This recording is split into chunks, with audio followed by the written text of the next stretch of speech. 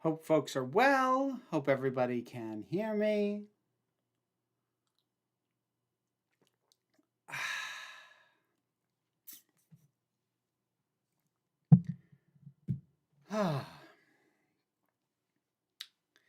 Good to see folks here. I'll do the reminder up front that while I will try and keep up with the chat,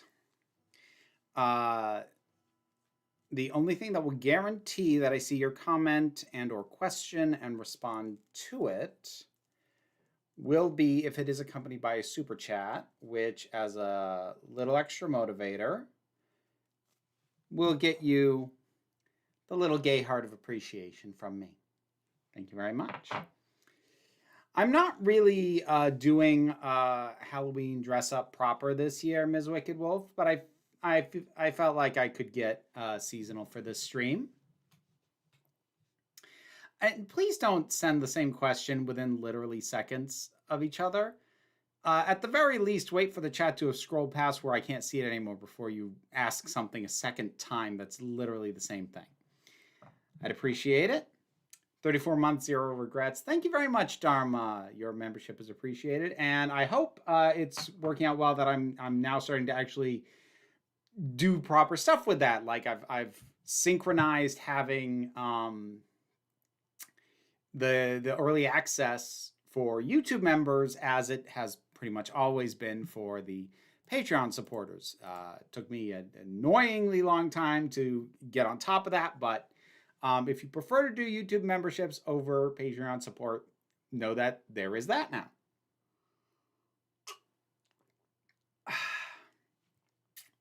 That's the Klaus Kinski one, right, Jason? The Werner Herzog, I think. I've seen clips of that. I haven't seen the whole. I'm not sure I have seen any version of Nosferatu in full start to finish. Because I haven't seen all of the original. I haven't seen all of that. I've seen things that, like, play off of it. Like, I've seen Shadow of the Vampire, and I'm very familiar with Nosferatu. But I don't think I've actually seen any versions of that story just straight from start to finish. Huh. Interesting. Oh, good grief, Amber. I hope you're doing okay.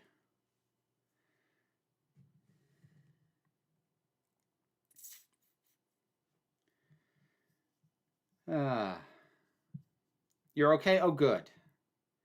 Good. That is a release. Relief. Finally watched the original Beetlejuice. I liked it, but definitely should have gotten a PG-13 rating. Oh yeah, it absolutely should have the pup. But like, even though the PG-13 had been around for a few years by then, like, it really wasn't until the early 90s. I would say, I actually almost like 92, 93, where the MPAA really kind of figured out and sorted what's PG and what's PG-13. You can tell that first almost decade of the PG-13 rating existing, they didn't really fully adjust. Like, they were still rating things PG that would have been PG even before that existed, as if, well, if it's not PG, it's going to be R. They underused the PG-13 rating for a while.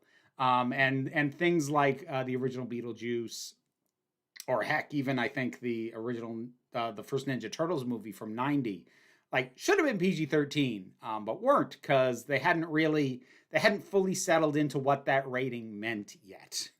It is odd to go back and watch Beetlejuice and watch a PG movie that drops the F-bomb. It's a little weird. What are your thoughts on Escape to Witch Mountain? It's fun. It's a fun movie. If I saw it as a kid, I don't remember seeing it as a kid. I've seen it more recently. It's fun. Anyone planning on seeing Godzilla -1 on Halloween night for the re-release? Oh, I didn't know they were doing that. Ooh, yeah, that's appropriate. That movie is intense. Like, they did such a good job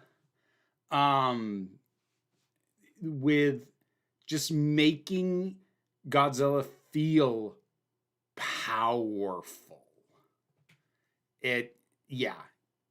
The power that they put behind him in very few minutes of screen time was impressive.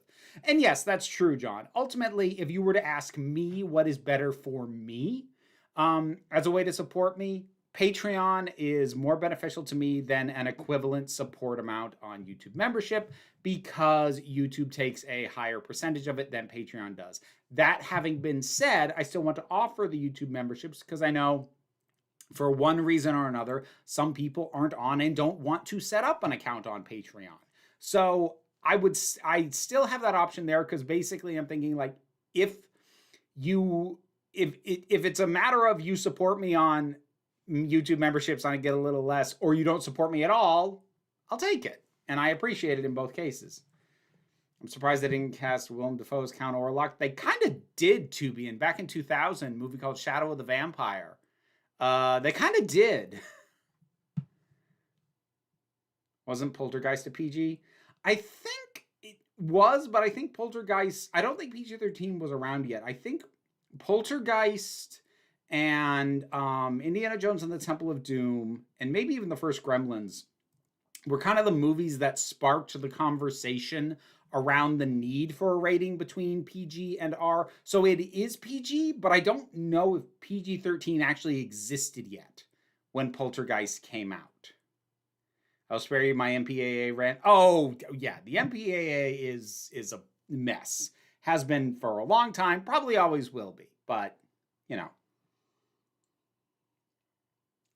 First TMNT film was where I finally heard the word damn as a kid. And it's not just used a few times. Like, Raph says damn a lot in that movie. How would a G-rated horror flick work? Let me check something real quick.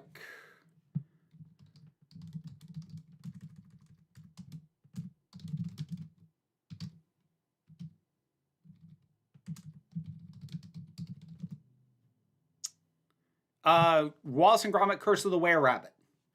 That's G, and I would call that a G-rated horror movie. It's incredibly horror movie coded. It's shot in a horror movie style, and it's G. So if you want to know what a G-rated horror movie looks like, Wallace and Gromit: Curse of the Were-Rabbit. That's what it looks like. Coyote Azul, thank you very much for the support, the super chat. I appreciate it greatly. Ideal or most desired Halloween costume, or one you wish you could pull off? I mean, the thing is, like, at this point, I don't really do much on Halloween the night itself. Like, I don't really go to Halloween parties, and my kid has hit that age where they're not really doing the trick-or-treating thing anymore. So I'm not really accompanying them. So I don't really have a strong desire. And, like, at this point, like, my interest in Halloween costumes has shifted to just a desire for more cosplay outfits, which is like, you know, that's like having Halloween any day of the year. So, you know, the like stuff that is still kind of the high mark that I really want to pull cosplays together for would be characters like Scorpia. I still really want to do. I'd have to fabricate stuff to do that, or I'd have to pay someone to do it. So either way, there's inherent hurdles to that. Have you seen many of Russell T Davies' other not Doctor Who shows? And of the ones you've seen, what do you think of them? I have not seen that many. I've seen It's a Sin, and I liked it very much. I did a video on it around the time that it came out, so a while ago. And I think that might be it. I didn't see, what was it, Second Coming, the one he did with Eccleston before that. I've never seen any version of Queer as Folk. I still haven't seen Years and Years. I think that's the only thing of his I've seen other than Doctor Who. And I did like it. It was good. Oh, I have no interest in being Belle, Ms. Wicked Wolf. And dresses like that don't really appeal to me anyway. Like, it'd be interesting to try on I'd be interested to try that on insofar as I would also be interested to have like proper drag queen style makeup. I'd be curious to see what it looks like, but I also don't care very much. I finished Sarah Jane Adventures. I hope you enjoyed them, Jason. I I get nervous whenever anybody brings them up or like ask me if you've seen them because like I saw I think I did 2 full seasons and then I dropped off because I'm just like this is so aimed at a younger audience, and I feel like I'm watching something that comes on after Power Rangers, and it's good, but like it's so not for me.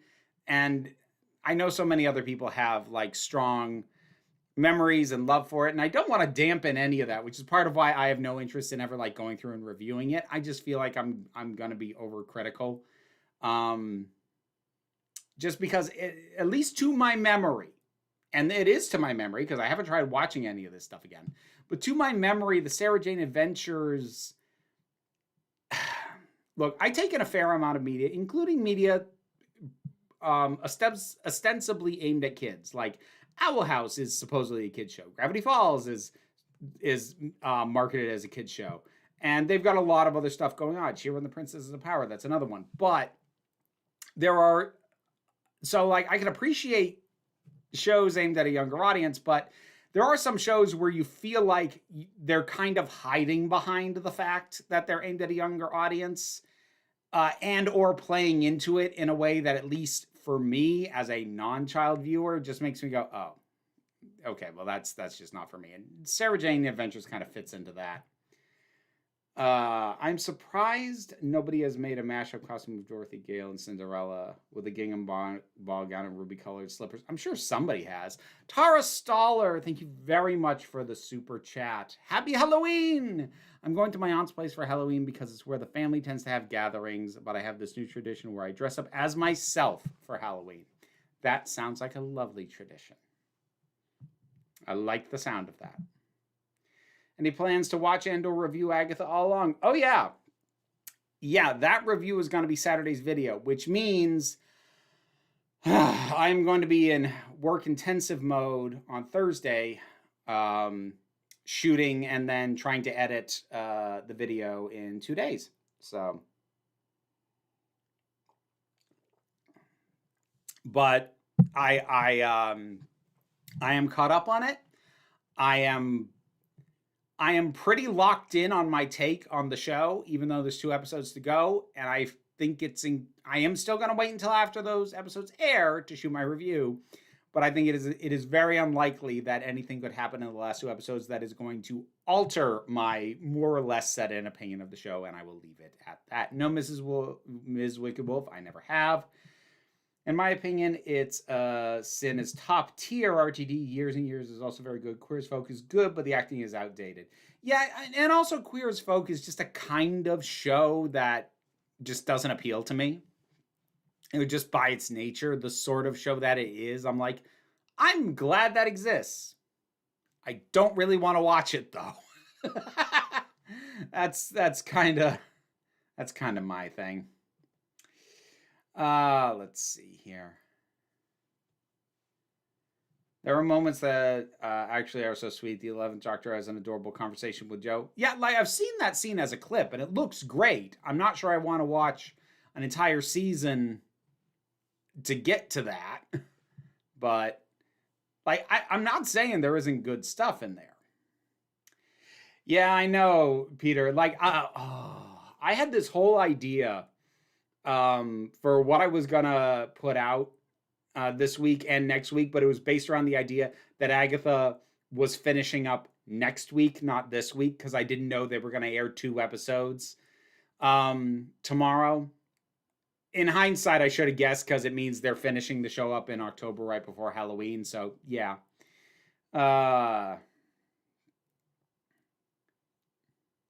Almost Coyote Azul. This is my costume. I'm a homicidal maniac. They look just like everyone else.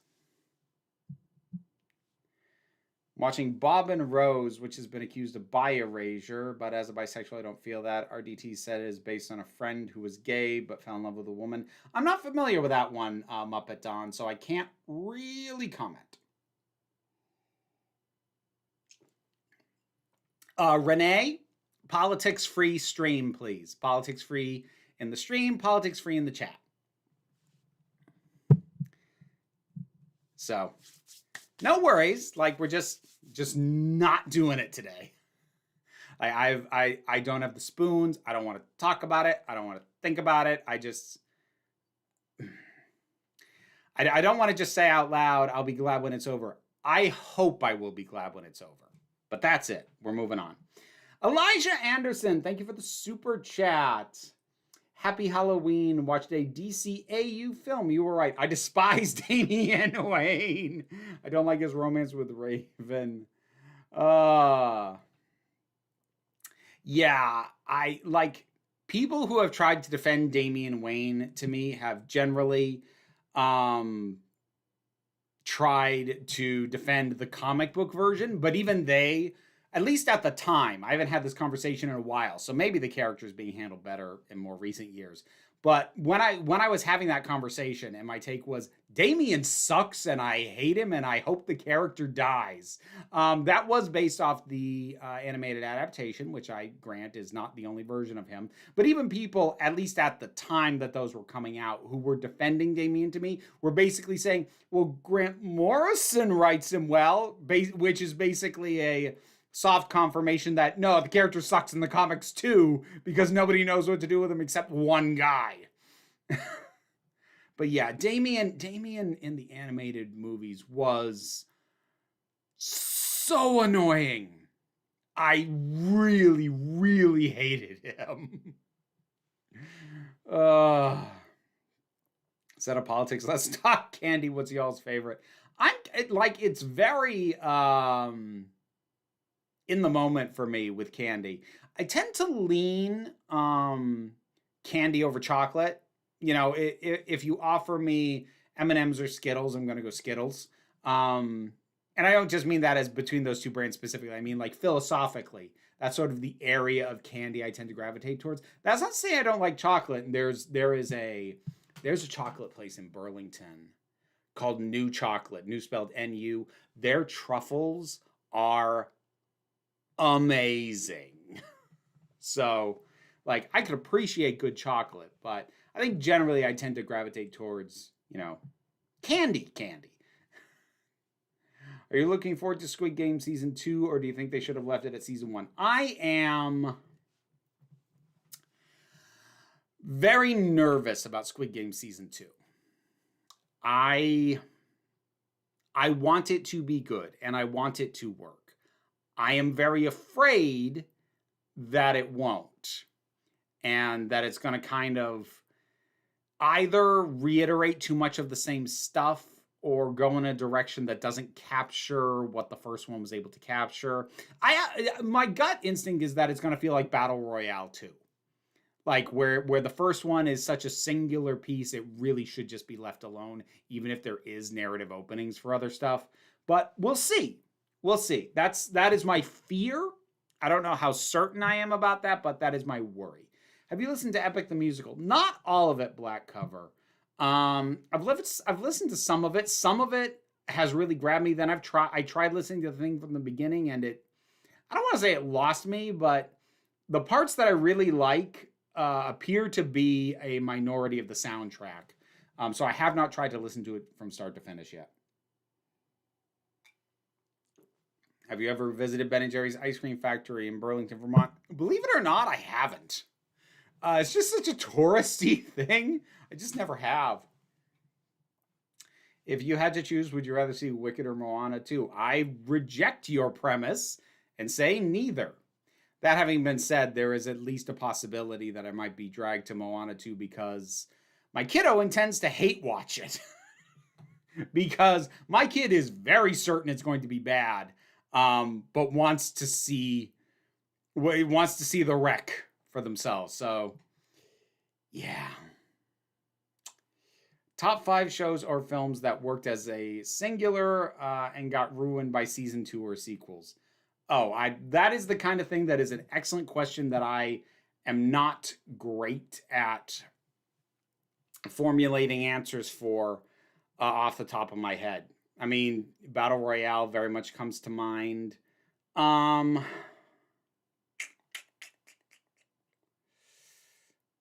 See, I don't just want to pick something that had a bad sequel because, like, I could name you stuff like Ghostbusters because Ghostbusters 2 is not good. I don't care what the defenders say, but at the same time, like, there is no reason Ghostbusters 2 couldn't have been good. So I wouldn't consider that kind of thing to be, or same with Men in Black. The sequels are not good. The second one especially is not good at all. But there was no reason that there couldn't have been a good second one. Whereas you look at something like Battle Royale, it's like there is no reason to do a sequel. You look at something like Ghostbusters or Men in Black, and you go, there's plenty of reason to do a sequel. They just screwed it up. Same with Kingsman. Kingsman 2 pisses me off so badly. Anyways, my brain has tangented. I definitely feel like there are shows that I've seen where I'm like, that should have been a miniseries, but I'm struggling to think of one right now. Kismet. Thank you for the super chat. Did you hear Chuck Tingle wrote a book called Bury Your Gays? I heard it is good. I did hear about that. That got brought up in the comments on one of my videos. I can't, like, this year. I can't remember what video that got brought up on. Yeah, no, I can't remember. Have you seen the Australian remake of The Office? It's pretty terrible. I don't even like the American or UK versions of The Office. So, no, I haven't.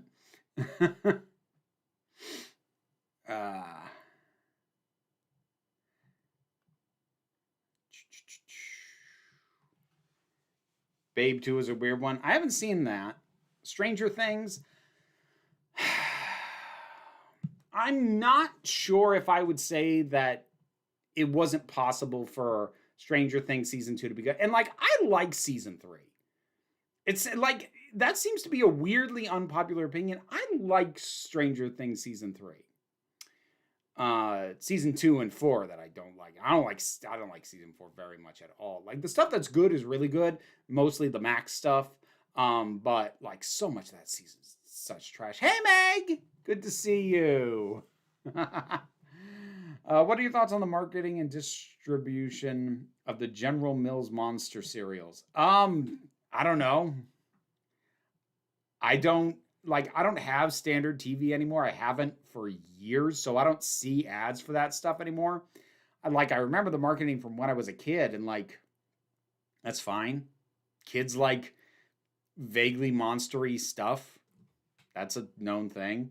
I don't know what about that I meant to have an opinion on. Do you think Highlander 2 is the Quickening is the worst sequel? Oh, it's not, but Highlander is a perfect example. There is a movie that had no business having any continuations of any kind. Yes, I know the TV series is kind of fun, but, like, oh, wow. Yeah, Highlander's definitely on that list.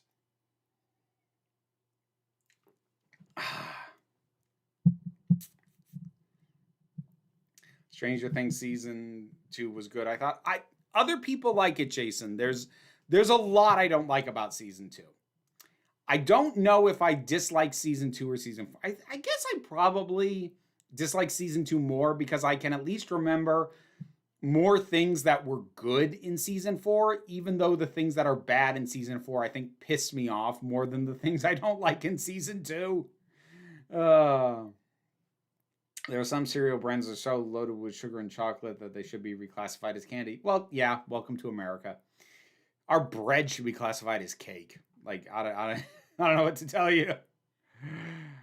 Whatever you do, don't go out when there's a full moon. Says you. I love a moon bath. I remember when they had the Highlander CCG based on the TV series. Oh, good grief. I didn't even realize they did that.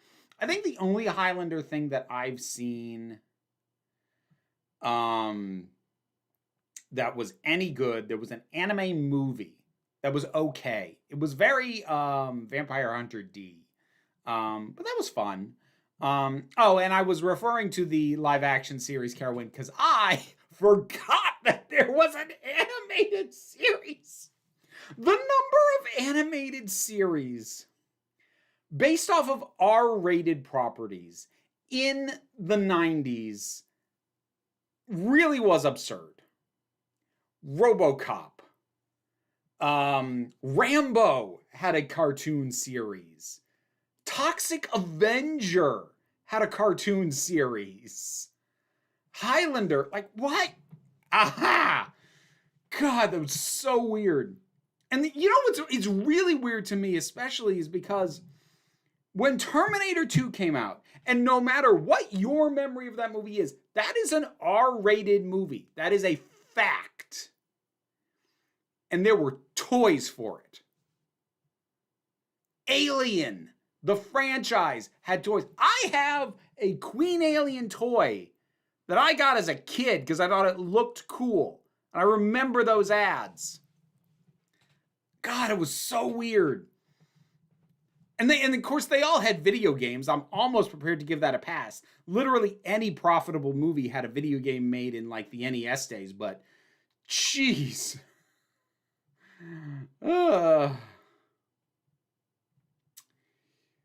Funnily enough, our English friend says the same thing about the American bread. So sweet, it should be cake. Well, it has been classified that way in some European areas. I know England doesn't consider itself European. Bite me. I'm surprised the whole Ruby's mom pointed at the roadside with her naming your daughter wasn't met with as much vitriol as it deserved. I loathe that scene so much. I beg to differ, Mr. Zachy boy. I have seen nothing but vitriol at that episode in particular. And like, it's not good, but I don't think it... Look, I'm not here to defend it. I just don't get the rage. I just don't. Especially, at least anecdotally, most of the people I've seen who are the most vicious about that finale are the people who like were the uber praising of the season up to that point. So it's really weird to me. I guess it's not weird insofar as I feel like those people have put a lot of like eggs in the basket of, ooh, the payoff for the season arc is gonna be so good, which is an assumption I never made because I've seen RTD's work on Doctor Who. And I don't know why people think he does that well in the first place. I don't think he ever has. But I don't know. Maybe I just wasn't suckered in the way a lot of people were. And as a result, despite having more criticisms as the season went on from start to finish, I probably have a higher assessment of it than a lot of people, which is weird.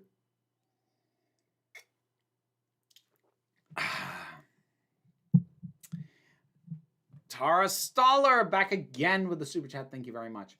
Is it just me, or is there an increasing amount of streaming shows that are amazing for the first season or two, then fall off quickly? It makes me worried about Arcane. Well, I'm not super worried about Arcane, mostly because it's ending.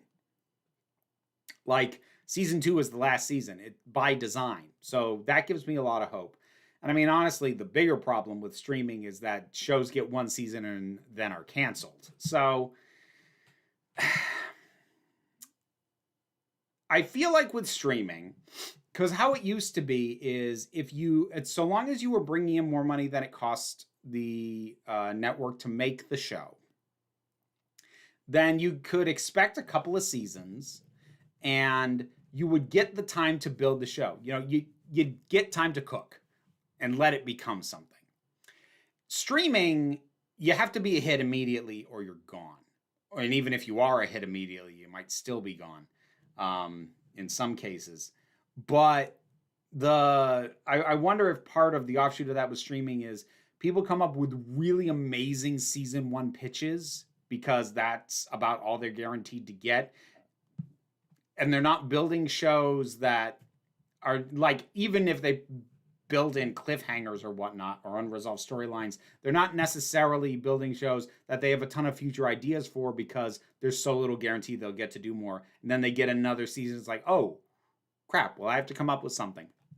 It's actually, it's not dissimilar to what happens with a lot of bands who have mediocre second albums, especially touring bands, because they will have spent years on the road refining what went into that first album, and then they have to come up with all new stuff to put into a second album within a year.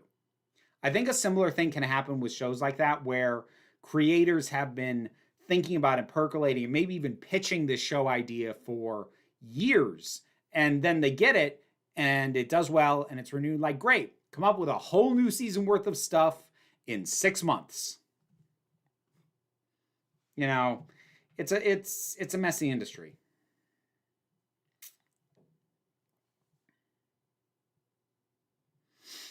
Have you seen any of Mark Gatius's 2017 event at the BBC, Gay Britannia? I have not.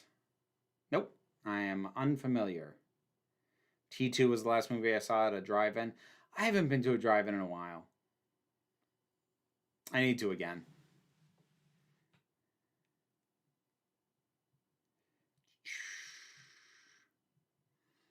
Best Doctor Who stories for Halloween? I mean, Blink would be the obvious one. Pretty sure it's not Ms. Wicked Wolf.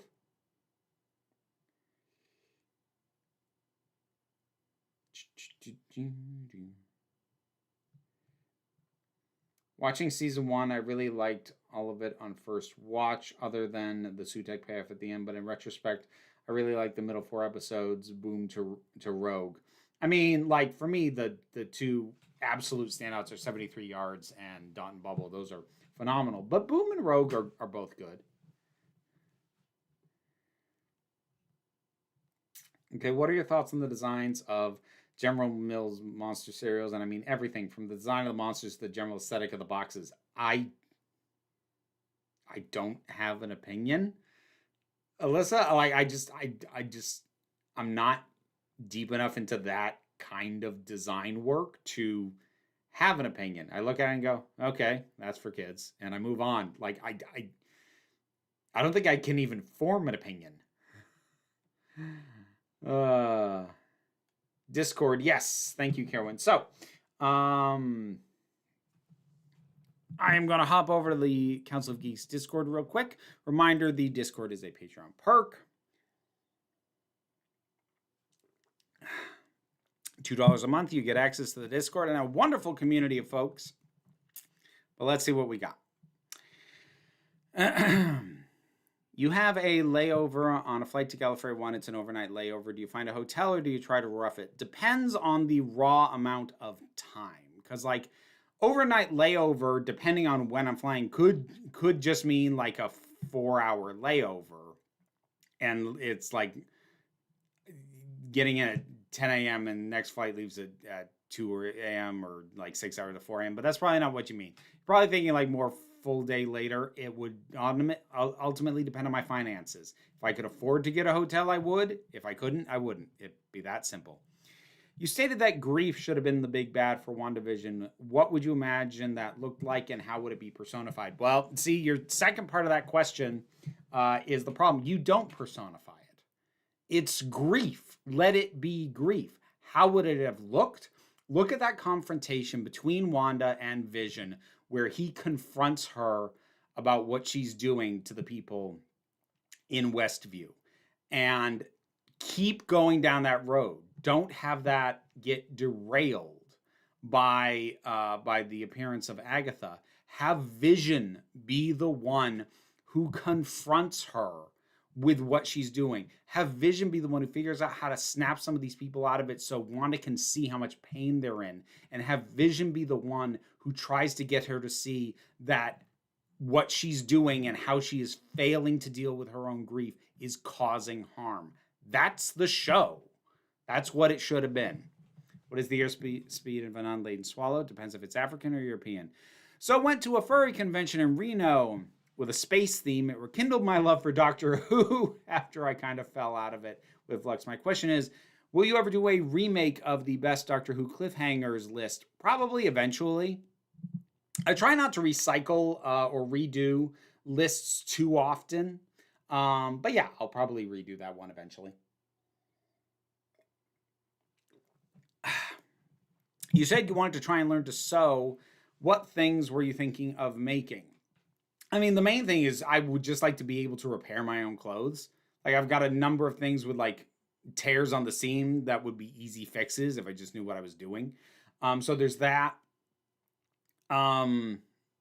Other than that, like tearaway pants, I have all the stuff I need to make new tearaway pants. I just need to make them because my old pairs of tearaway pants that I've had for burlesque numbers, they don't fit anymore. So like those are the main things, and depending on how well those things go, maybe look into more elaborate stuff. But like my initial goals, very simple. Are you dressing up for Halloween? Not planning to. Favorite cozy outfit? Honestly, just stay in pajamas all day. Would you rather be a zombie vampire, a zombie werewolf, or a werewolf vampire? I'm gonna go with a werewolf vampire. I don't want to be a zombie anything. Thank you very much.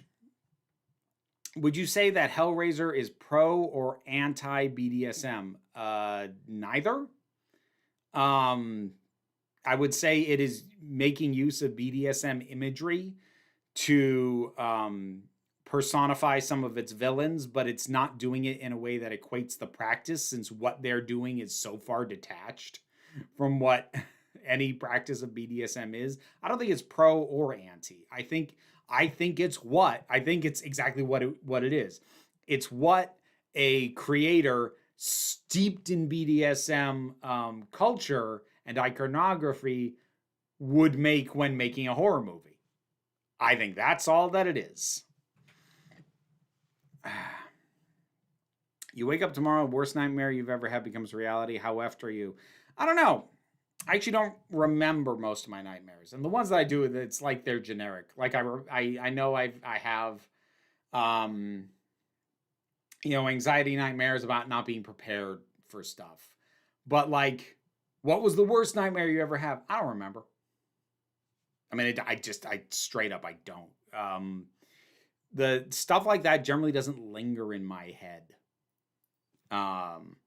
And especially like negative dreams, when I wake up, I tend to be left with an impression and details fade quickly. I hold on to positive dreams a bit better, but negative ones, they tend to fade quick, and they'll still leave me feeling bad, but like not because I remember the thing, just because the thing is gone, but the feelings remain.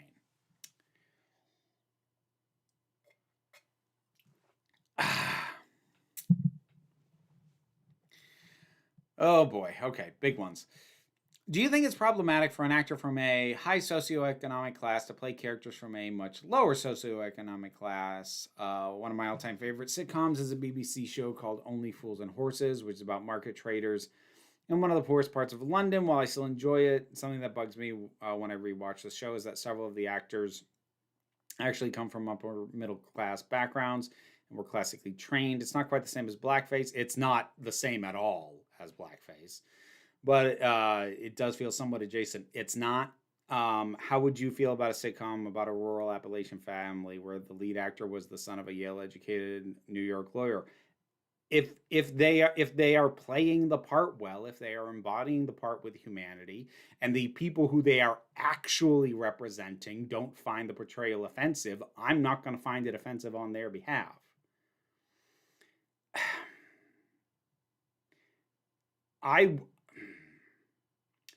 Class distinction and classism and wealth disparity are some of the biggest hurdles that we have in the world, and I'll leave it at that because that's dipping into politics. But while the living experience is different, it is not in a way that I feel benefits from gatekeeping who gets to play. I would be far more concerned about the writer and possibly the director than I would the actors. So, no, I don't agree with that at all.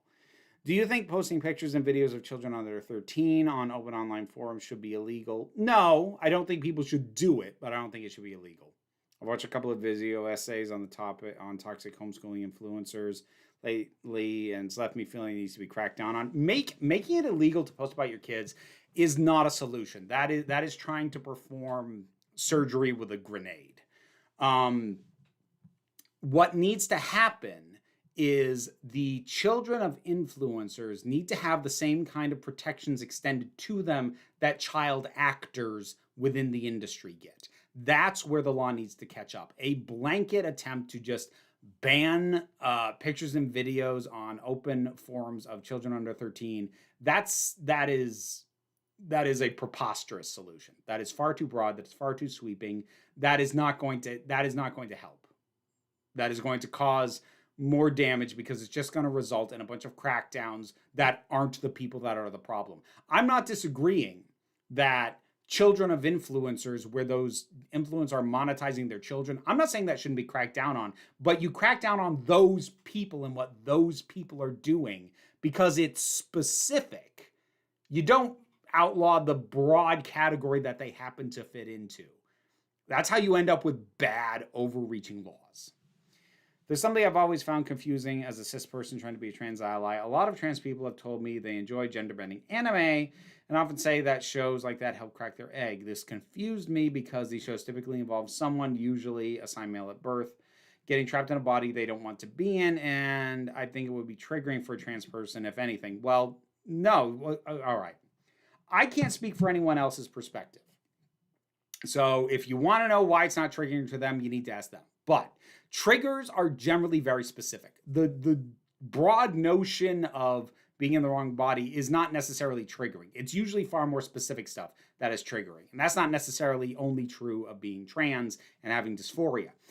For at least people of my generation, I don't know if it's different for the younger generations, at least people of my generations, part of the thing was that was where they saw that idea depicted at all. Things like Ranma 1/2 was seminal for a lot of people because they weren't seeing it anywhere. I mean, it's part of the same reason that historically gay people have really kind of gravitated towards villains. You know, your big over-the-top campy villains, because they felt gay-coded in a way heroes were never allowed to be. And so gay viewers would latch onto those characters, not because those characters are their ideal, but because that's what they've got. So they're going to grab onto it for dear life. When you are lacking in any representation, then you will latch onto whatever you've got. So that's probably part of it, but it's going to be very personal and specific to different people. Pancakes or waffles? Neither. I don't really like sweet breakfast. I prefer savory. American bacon versus Canadian bacon, meaning I think streaky versus back in UK.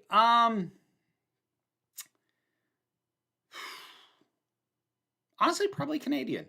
Favorite mythological species, excluding fae or variants thereof. Well, that's broadly sweeping a whole lot of stuff away. Non-fae mythological species that I like. I don't know. Dragons. Dragons are awesome. I like dragons. All right, I'm back in the chat. Did I miss anything? Don't think so. On a scale of 1 to 10, how Halloweeny would you say your October has been? I don't know, about 7 or an 8. Hasn't been constant, but I've had good Halloween moments.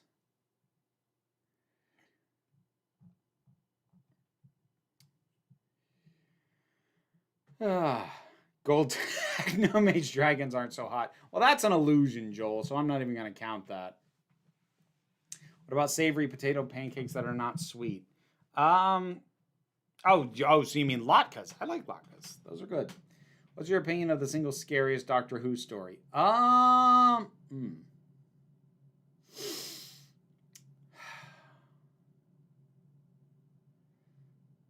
mean, the one that always creeped me out the most was The Empty Child.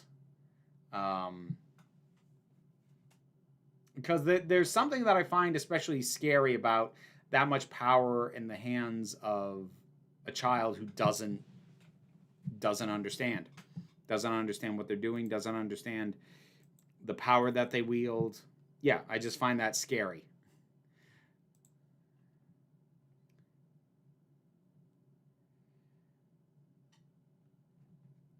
Daylight saving times ends this Sunday. Yep, I know.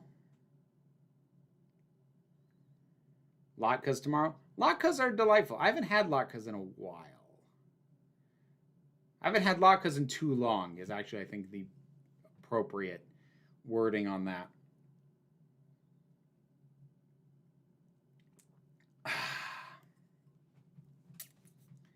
Hot topic in my house, The Nightmare Before Christmas, Halloween, a Christmas movie. I watch it every October 31st. It's both, Diego. It's both. It's fine. It's both. Don't worry about it. It's the same way that Over the Garden Wall is both a Halloween and Thanksgiving series. It can be both. ¿Por qué no los dos?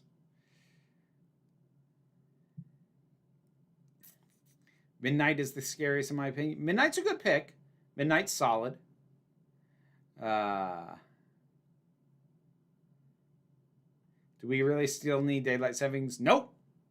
But here it is.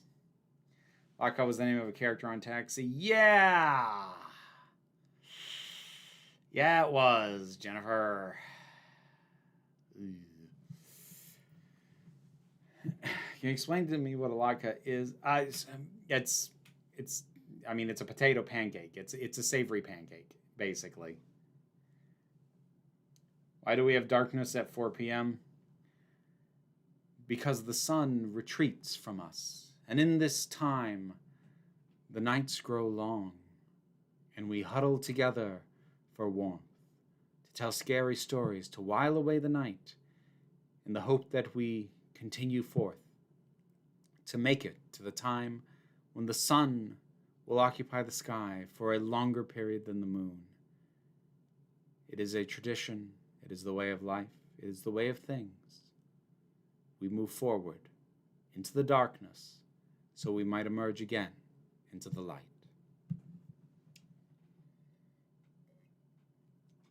Hand of Omega! Thank you very much for the super chat. Shorter seasons work better with serialized storylines. Even upping the runtime of individual episodes only works if the stories are episodic.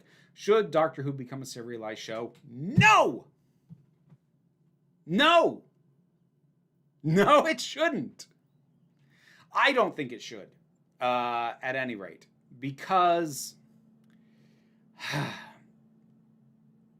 at least for me, part of the major appeal of Doctor Who is the fact that any given episode could go anywhere and do anything. And you lose that when you tell a single continuous story. The fact that we can go from episodes that are funny or horror or any number of other things, that freedom to jump from episode to episode to be a completely different thing is lost if you do a serialized story. I don't want Doctor Who to go serialized ever. I don't. I just don't. I think it's a bad idea. I think it's bad for the show. And I understand the frustration with how short the season now is. I get that. And I agree with your general premise that shorter seasons are better for serialization than they are for episodic. I agree with your premise, but I still reject that when it comes to Doctor Who.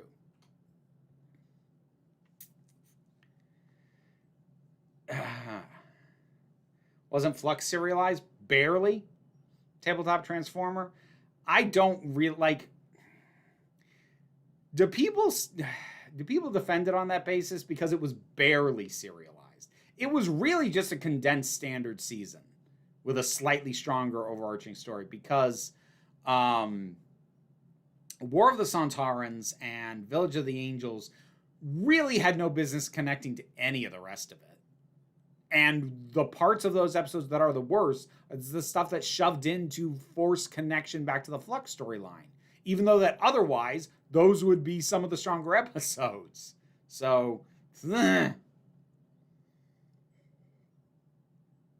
how is Over the Garden Wall a Thanksgiving series? This is the first I've heard of this. For me, it's firmly a Halloween show. I watch it every year, most of the time on Halloween. Check the aesthetic again, Alyssa. Pilgrims, feasts, cornucopias, harvest. The aesthetic of it is Thanksgiving. It is colonial in its aesthetic. It is Halloween in its tone and its atmosphere. But the character aesthetic is incredibly colonial in a way that fits Thanksgiving. That's why I say it's both.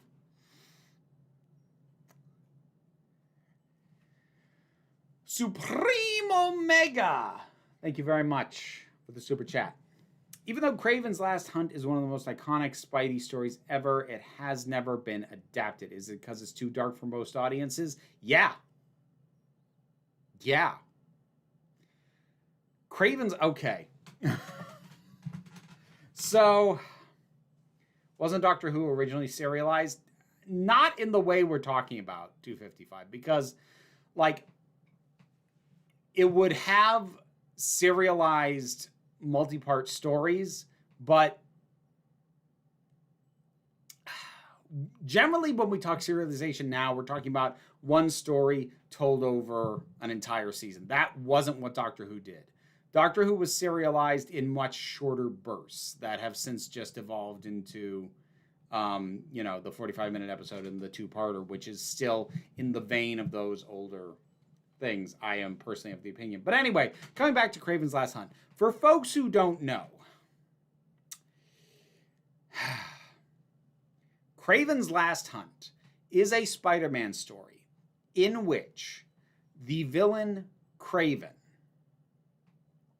defeats Spider-Man, buries him alive, like in a grave, takes over the Spider-Man identity, defeats a foe that Spider-Man had not been able to defeat, and once he is fully satisfied that he defeated Spider-Man and was better than him, Kraven ends his own life.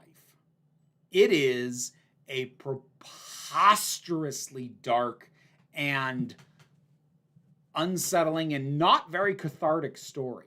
Like, honestly, it's one of those stories that I think works better as background information than as a story unto itself. Like, it's well enough told, but I think of it a little bit like how I think about Death in the Family for Batman, which is the impact of that story, I think, actually is better than the story itself, if that makes sense.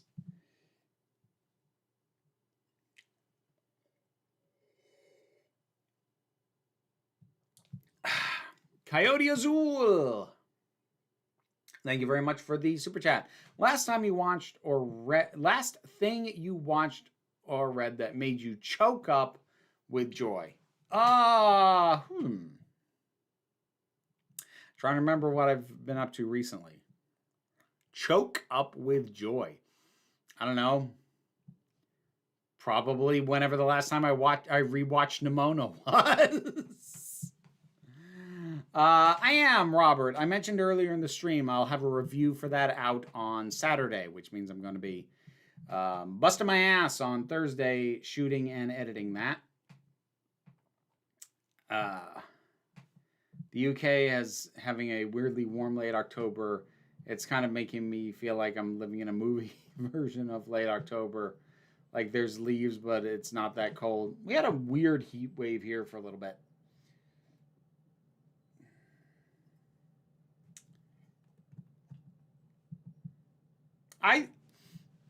I think you did too, Meg.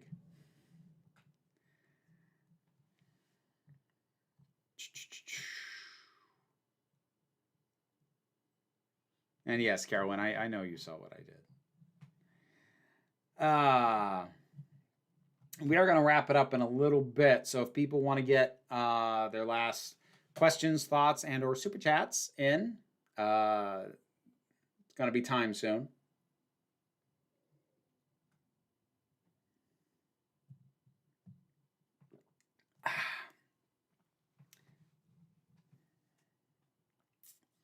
Carl Sagan's pale blue dot speech made me choke up frequently. Oh, nice. I think we're going to have a seasonally appropriate weather on Halloween. Let me see. Oh. No, actually, it's going to be a bit on the warm side.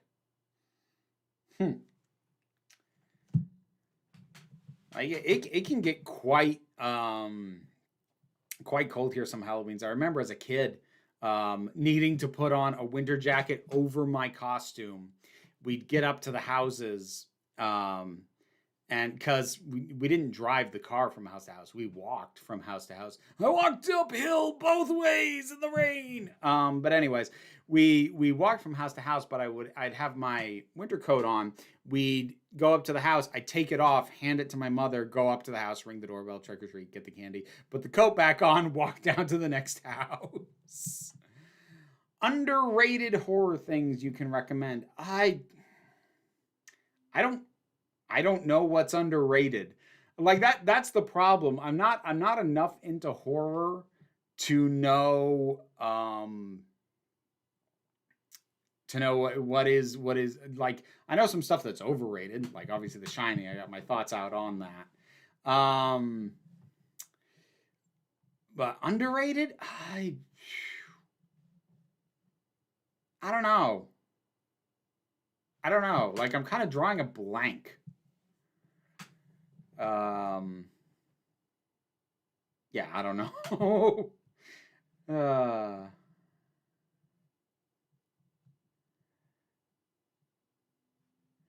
remember a girl once having hands so numb she couldn't pick up the candy my parents were giving out. Oh my goodness. Lost Boys is a little underrated. Is it? I mean, like, I'm not doubting it. I could see that.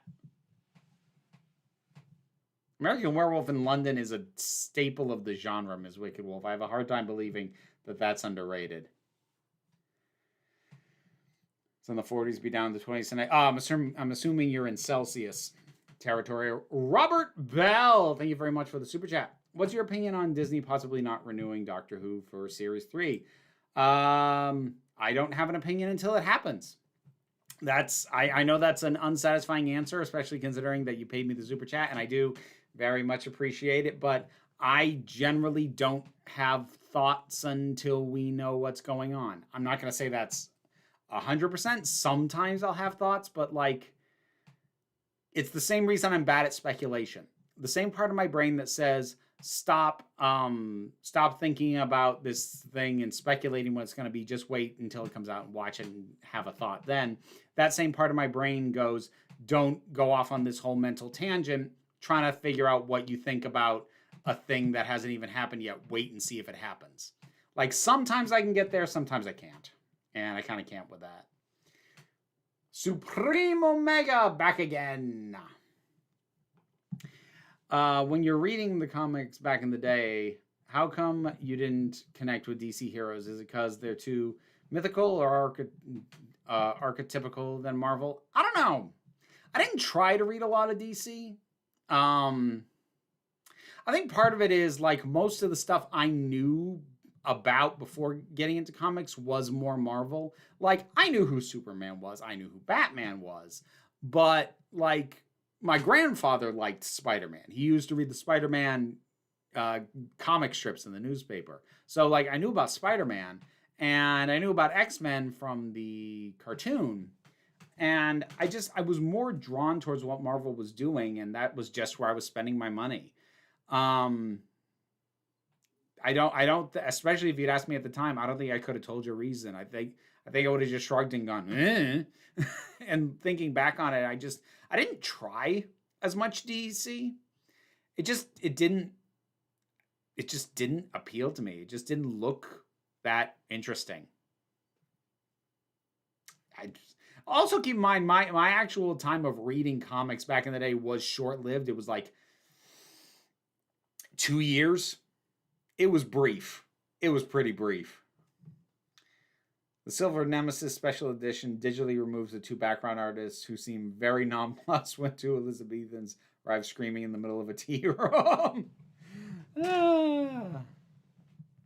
That's not a horror movie, Ms. Wicked Wolf, at least not on purpose. Have I already told you I'm annoyed with my brother and his wife for just assuming their girls will be okay going? Which is, we talked about that one, 255. We are about to wrap it up in a minute or so, or nowish, I guess. So yeah, I think that'll be about it. I need to get some dinner. Because I haven't had dinner yet. Normally I try and eat before the stream. I was busy with other stuff and it hadn't happened yet. But anyways, Thank you very much for your time. And I hope that everyone has a wonderful Halloween and remainder of October, whether you celebrate Halloween or not. Thank you for the reminder, Carolyn. I will be streaming on Twitch tomorrow, probably more Hades too. Yeah, I think so. Because I'm not going to be streaming on Friday, so I don't think I want to start a new thing because I'd only have one day with it and then a week-long break. So probably more Hades 2 on Twitch tomorrow. There is... Hold on. Is it live yet? Hang on. There is, I believe right now, yes, review of the latest episode of The Penguin is up in the break room of Geeks. And on Halloween itself, I'll have a review up for Ghostlight, which is a classic Doctor Who story. Saturday will be my review of Agatha All Along. Unfortunately, for Patreon supporters, you're not really going to get that one early because I'm going to do a really quick turnaround from seeing the last 2 episodes, shooting and editing, and try and turn that around as quick as I can. So you're not really going to get early access on that. But this weekend, I'll try to have for Patreon and YouTube members early access up for the following weekend's video, which will be on whether or not you can judge something like a TV show before you've gotten to the last episode of a season. And my thoughts on that. So that's what's coming up. And yeah, if anybody happens to be in the Burlington, Vermont area on the 9th, November 9th. They're at Main Street Landing. Green Mountain Cabaret is doing its yearly newcomers showcase for burlesque performers. I will be one of the judges, so I'll be there at that. So if anyone is in the area and can make it to that, I'd encourage you to do so. And I think that about does it. Thank you, everybody, for joining me. I hope you have a great rest of the day. I hope you have a wonderful Halloween. Be well, be safe, be kind, and remember that you are beautiful, you are valid, and you are loved. You're the council. I am just running the meetings. And until next time, this council is adjourned. McCavity!